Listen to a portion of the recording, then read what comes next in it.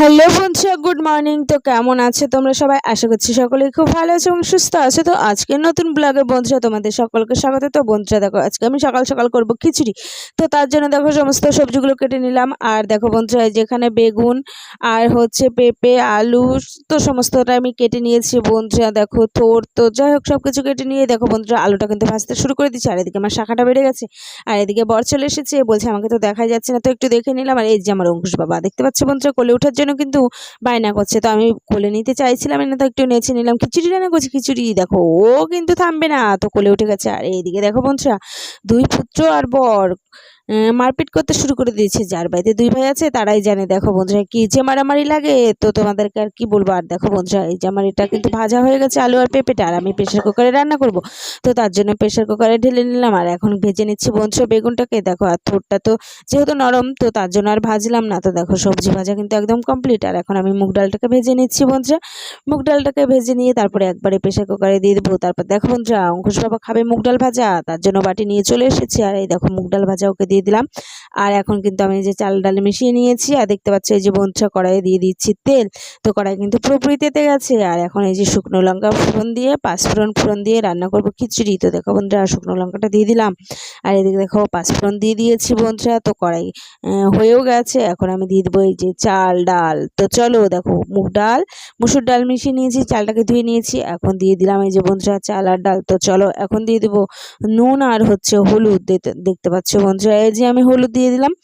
তো তারপরে এই যে নুন দিয়ে দিলাম বন্ধুরা, দেখতে পাচ্ছ। এখন কিন্তু খুব সুন্দরভাবে কষিয়ে নিতে হবে।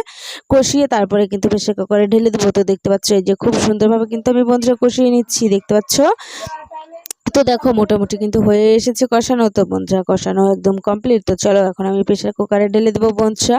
তো দেখো যেহেতু আমি প্রেসারে খিচুড়িটা রান্না করবো, তো সবজিগুলো আগে দিয়ে দিয়েছি প্রেসারে। তো চলো এখন জল দিয়ে দেবো বন্ধুরা। এই দেখো জল দেওয়া একদম কমপ্লিট।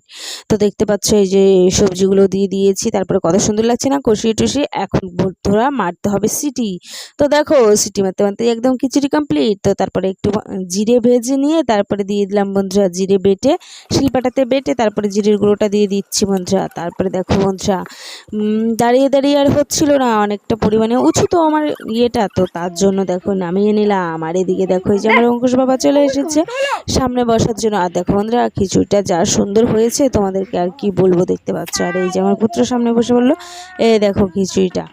তো দেখো এই যে জিরের গুঁড়োটা দিয়ে ভালো করে নাড়াচাড়া করে নিচ্ছিলাম। আর এদিকে একটু আমার বড় ওদিকে বসে আছে, আর এদিকে দেখো দুজনে মিলে একটুখানি গল্প করছিলাম। আর তারপরে কি কি বলছিল, সব কি যে বলছিল ও ভুলে গেছি। তো দেখো একটুখানি হাসাহাসি করতে করতে এই দেখো আমার ঘন্টটা সুন্দর করে বসে পড়েছে, এই দেখো।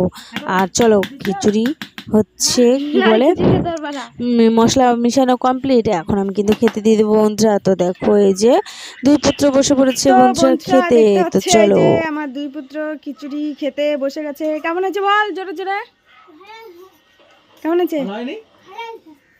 টেস্ট হয়েছে খিচুড়িটা, দেখেই মনে হচ্ছে হেভি টেস্ট হয়েছে।